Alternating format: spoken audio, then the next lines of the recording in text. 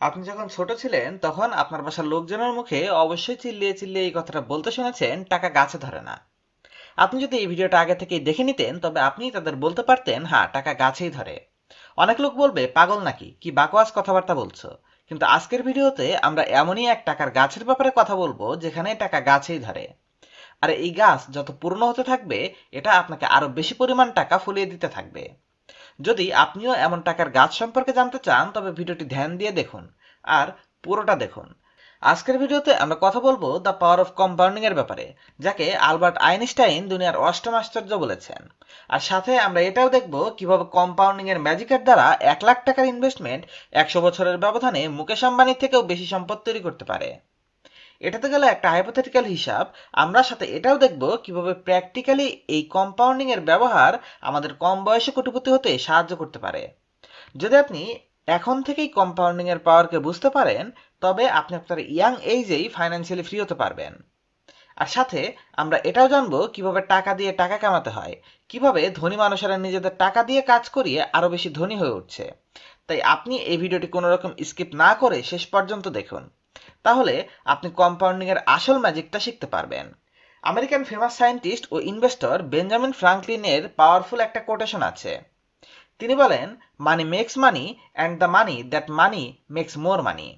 মানে কম্পাউন্ডিং এর টাকাই টাকাকে তৈরি করে, আর টাকা যে টাকাকে তৈরি করে সেই টাকা আরো বেশি টাকা বানাতে থাকে। উদাহরণ হিসেবে ধরুন, আপনি 10,000 টাকা বিনিয়োগ করলেন। যদি আপনি ফার্স্ট টাইমে এর থেকে 10% রিটার্ন পান তবে আপনার 1,000 টাকা লাভ হবে। দ্বিতীয়বারে আপনার প্রিন্সিপাল অ্যামাউন্ট হবে 10,000 প্লাস 1,000 মানে 11,000 টাকা। যদি সেকেন্ড টাইমেও আপনি 10% রিটার্ন পান তবে সেটা হয়ে যাবে 11,000 এর 10% মানে 1,100 টাকা। এভাবেই তৃতীয়বারে আপনার প্রিন্সিপাল অ্যামাউন্ট হবে 11,000 প্লাস 1,100 সমান সমান 12,100 টাকা। এইভাবে এই প্রসেসটি লং টার্মে লাগাতার চলতে থাকবে এবং আপনার অ্যামাউন্ট লাগাতার বাড়তে থাকবে। শুরুর দিকে আপনার কাছে রিটার্নের পরিমাণ অনেক কম বলে মনে হবে, আর এজন্য অধিকাংশ মানুষ এসআইপি বা ইনভেস্টমেন্ট থেকে দূরে থাকে। তারা শর্ট টার্মে ইনভেস্টমেন্ট ছেড়ে চলে যায়। তারা এটা জানে না এই ছোট ছোট অ্যামাউন্টগুলো মাত্র কয়েক বছরের ব্যবধানে লাখ ইভেন কোটি টাকায় পরিবর্তিত হয়ে যাবে। কম্পাউন্ডিং এর পাওয়ারকে বোঝানোর জন্য আমি আপনাকে একটি স্টোরির কথা মনে করিয়ে দিতে চাই। এক রাজা, যার বুদ্ধির ব্যাপারে অনেক অহংকারী ছিল, একবার সে ঘোষণা করে যে ব্যক্তি তাকে দাবা খেলায় হারাতে পারবে সে যা চাইবে তাকে তাই দেয়া হবে। এটা শুনে একজন বুদ্ধিমান ব্যক্তি তার সাথে দাবা খেলা খেলতে আসে। সে এসে রাজাকে বলে, আমি আপনাকে দাবা খেলায় হারিয়ে দেব। তখন রাজা বেশ রেগে যায় আর তাকে বলে, তুমি আমাকে যদি হারাতে না পারো তাহলে আমি তোমাকে ফাঁসিতে ঝুলিয়ে দেব। বুদ্ধিমান লোকটি বলল, আমি রাজি আছি। অবশেষে খেলায় ওই ব্যক্তি জিতে যায়। এটা দেখে রাজা বেশ আশ্চর্য হয় এবং তাকে বলে, পুরস্কার হিসেবে তুমি কি চাও? তুমি যা চাইবে আমি তাই তোমাকে দিতে রাজি আছি। এবারও বুদ্ধিমান ব্যক্তিটি বলল, মহারাজ, আমি পুরস্কার হিসেবে খুব একটা কিছু চাই না। আমি শুধু দাবার কোর্টে যতগুলো ঘর আছে প্রত্যেকটা ঘরে চাউল রেখে তাকে ডাবল করে দিতে হবে, আমি এটাই চাই। মানে প্রথম কোর্টে একটা চাউলের দানা, দ্বিতীয় কোর্টে 2টা চাউলের দানা, তৃতীয় কোর্টে 4টা, চতুর্থ কোর্টে 8টা। এটা শুনে রাজা হাসতে শুরু করলো আর বলল, তুমি খুব মূর্খ প্রমাণিত হলে, তুমি যা চেয়েছো তোমাকে দেয়া হবে। আমরা সবাই জানি একটা দাবার কোর্টে 64টা ঘর থাকে। প্রথম স্কোয়ারে একটা দানা রাখা হলো, দ্বিতীয় স্কোয়ারে 2টা দানা রাখা হলো, তৃতীয় স্কোয়ারে 4টা দানা রাখা হলো আর চতুর্থটাতে 8টা। এভাবে রাখতে রাখতে 28তম ঘরে এসে চাউলের দানার পরিমাণ হয়ে গেছে 53 কোটি। আর 64 নম্বর কোর্টে চাউলের দানার পরিমাণ এত হয়েছে যা শুধু রাজার গোডাউনই না বরঞ্চ সারা পৃথিবীর উৎপাদিত চাউলের থেকেও বেশি। এটা দেখে রাজার অহংকার মাটিতে লুটিয়ে গেল। আমরা এখন যে এক্সাম্পলটা দেখলাম এখানে রিটার্ন 100% ধরা হয়েছে, যেটা এত জলদি পসিবল না। বাস্তব জীবনে আমরা বাৎসরিক 15, 20 বা 25%-এর বেশি রিটার্ন পাই না। তবে এমন রিটার্নও তখনও পাওয়া যায় যখন আপনি কোনো ভালো স্টক বা ভালো ফান্ডে ইনভেস্ট করছেন। আপনি ছেলেবেলায় কম্পাউন্ড ইন্টারেস্টের ম্যাথমেটিক্যাল ফর্মুলা অবশ্যই পড়েছেন, যেটা অনেকটা এরকম ছিল, a equal to p into 1 plus r divided by n to the power nt। কিন্তু সমস্যা হলো আমাদের এই ফর্মুলা শুধু ম্যাথে ভালো মার্কস পাওয়ার জন্য পড়ানো হয়েছিল। ফর্মুলাটা ফাইন্যান্সিয়াল এডুকেশনের জন্য পড়ানো হয়নি। এখানে পি দ্বারা বোঝানো হচ্ছে প্রিন্সিপাল অ্যামাউন্ট, মানে আপনি কত টাকা ইনভেস্ট করতে চাচ্ছেন সেই টাকাটা। আর দ্বারা বোঝাচ্ছে হলো রেট অফ ইন্টারেস্ট, আপনি কত পার্সেন্ট রিটার্ন পাচ্ছেন। আর টি দ্বারা কি? টি দ্বারা হচ্ছে সময় বোঝানো হয়েছে। এন দ্বারা বোঝানো হয়েছে interest apply per unit time period. এখানে এন দ্বারা মূলত বোঝানো হচ্ছে যদি সময়টা হচ্ছে গিয়ে মাসের হিসাবে ক্যালকুলেট করা হয়, তবে আমরা যেহেতু বছরের হিসাবে করছি তাই আমাদের ফর্মুলাতে তো কঠিন কিছু নেই। আমাদের ফর্মুলাটা হবে a equal to p into 1 + r⁻t। তো এবার আমরা বাস্তব জীবনে কম্পাউন্ডিংকে বুঝি। মানে ধরুন আপনি 1 লাখ টাকা মিউচুয়াল ফান্ড বা স্টকে ইনভেস্ট করছেন। ধরে নিলাম আমরা 20% বাৎসরিক রিটার্ন পাচ্ছি। তবে এই ভ্যালুগুলোকে ফর্মুলাতে লাগানোর পর কিছুটা এরকম হবে। আপনি টোটাল ফেরত পাবেন কত টাকা? আপনার টোটাল টাকার পরিমাণ এ গিয়ে দাঁড়াবে 1 লাখ প্লাস 1 + 0.2। মানে এখানে আমরা রিটার্ন ধরেছি 20%, এই জন্য আমরা এই 1 লাখ টাকাকে 1 + 0.2 দ্বারা গুণ করছি, মানে 1.2 দ্বারা গুণ করছি। যে ফলাফলটা হবে আমরা ওই টাকাটাই পাবো। এখানে আমরা টি কে নিজেদের হিসাব মতো ক্যালকুলেট করব, যেখানে যদি আমরা 1 বছরের জন্য ইনভেস্ট করি তবে টি এর ভ্যালু হবে 1, আর যদি 5 বছরের জন্য ইনভেস্ট করি তবে টি এর ভ্যালু হবে 5। দেখুন, কম্পাউন্ডিং এর পাওয়ারকে বোঝানোর জন্য আমরা এখানে বিভিন্ন সময়সীমা দিয়ে চেক করব। আমরা এখানে 1 বছর, 3 বছর, 5 বছর, 10 বছর, 30 বছর এবং 100 বছর পর্যন্ত ইনভেস্টেড থাকলে এটা কত টাকা তৈরি করে তার সবগুলো দেখব। তো স্ক্রিনে দেখুন, যদি আপনি আপনার 1 লাখ টাকাকে 1 বছর 20% হারে বৃদ্ধি করতে পারেন তবে তা 1,20,000 হবে। যদি আপনার টাকা 3 বছরের জন্য বাড়ে তবে আপনার টাকার পরিমাণ গিয়ে ঠেকবে 1,72,000-এ। 5 বছরের জন্য বিনিয়োগ যদি করেন তবে 1 লাখ টাকা 5 বছরে বৃদ্ধি পেয়ে 2,48,000 হবে। যদি আপনি 1 লাখ টাকাকে 10 বছরের জন্য 20% রিটার্নের সাথে কম্পাউন্ডিং এ বৃদ্ধি করেন তবে আপনার টাকা 10 বছরে 6,19,000 হবে।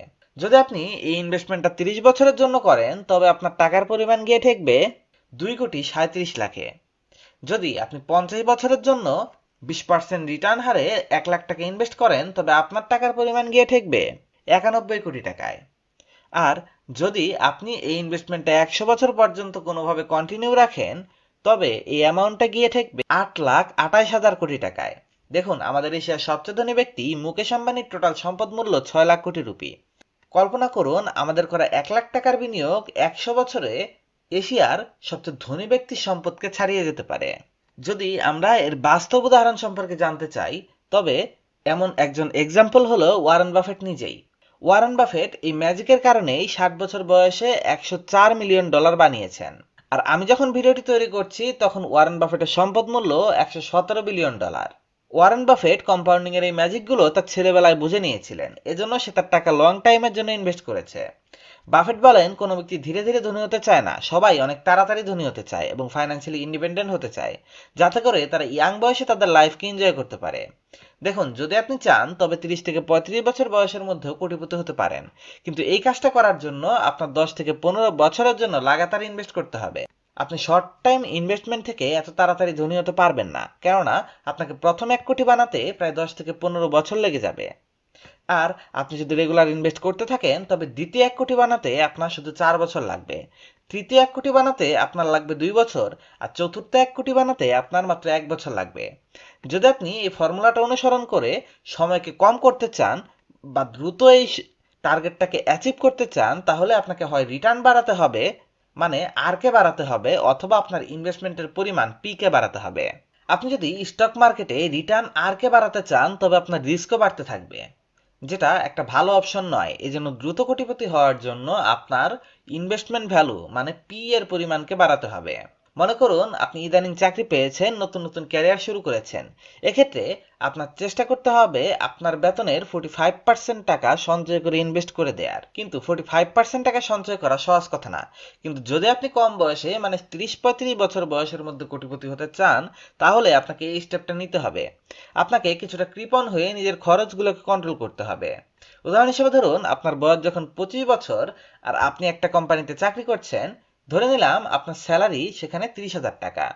30,000 45% হলো 13,500 টাকা। এখন এই অ্যামাউন্টটা আপনাকে 14 থেকে 15 বছরের জন্য রেগুলার ইনভেস্ট করতে হবে। তবে আপনি 35 থেকে 38 বছর বয়সে গিয়ে 1 কোটি টাকার মতো সম্পদের মালিক হবেন।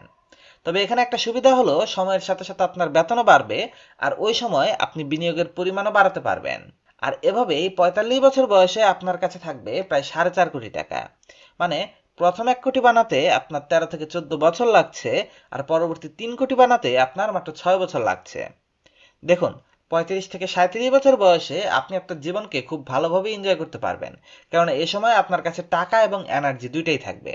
যদি আপনার স্যালারি আরো বেশি হয়, তবে আপনি 20-25 হাজার টাকা করেও মান্থলি ইনভেস্ট করতে পারেন। এর মাধ্যমে আপনি চাইলে 30 থেকে 33 বছর বয়সের মধ্যেও আপনার টার্গেট অ্যাচিভ করতে পারবেন। দেখুন, আমাদের চ্যানেলটার মূল উদ্দেশ্য আপনাকে ফাইন্যান্সিয়ালি এডুকেটেড বানানো। এজন্য আপনার ইনভেস্টমেন্ট জার্নি জলদি থেকে জলদি শুরু করুন, যাতে আপনার ফিউচার সিকিউর হতে পারে।